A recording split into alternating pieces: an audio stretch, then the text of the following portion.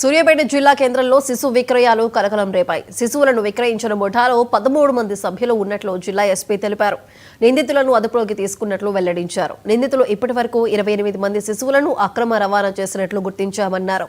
వీరి వెనుక ఎవరెవరు ఉన్నారనే కోణంలో దర్యాప్తు చేస్తున్నట్లు వెల్లడించారు.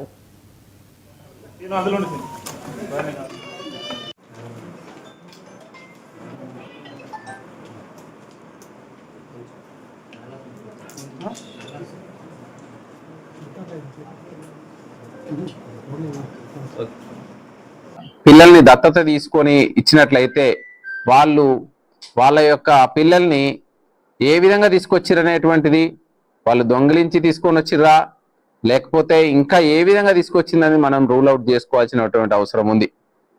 దీనికి సంబంధించి మనకు అడాప్షన్ ప్రొసీజర్ను చూస్తే మనకు సెంట్రల్ లెవెల్లో అడాప్షన్ రిసోర్స్ అథారిటీ అనేది ఒకటి ఉంటుంది. దానికి ఎవరైనా పిల్లలు కావాల్సిన వాళ్ళు ఆ అడాప్షన్ రిసోర్స్ అథారిటీకి అప్లై చేసుకోవాలి. ఆ అప్లై చేసుకున్నటువంటి పేరెంట్స్ ప్రాపర్ ప్రొసీజర్ ప్రకారం అప్లై చేసుకుంటే ఆ ఏజెన్సీ ఎవరైతే అప్లై చేసుకున్న ఏజెన్సీ అడాప్షన్ తీసుకునేటువంటి తల్లిదండ్రుల ఇంటిని విజిట్ చేసి వాళ్ళ ప్రాస్పరిటీ, వాళ్ళది ఎట్లా ఉంది, వాళ్ళ ఫ్యామిలీ బ్యాక్గ్రౌండ్ అన్ని వివరాలను ఎంక్వైరీ చేసుకొని వాళ్ళు సూటబిలిటీ ఇచ్చిన తర్వాత కోర్టు ఆర్డర్ ద్వారా దత్తత తీసుకోవాల్సి వస్తుంది. దీనికి కొంత టైం పడుతుంది, కనీసం 2 నుంచి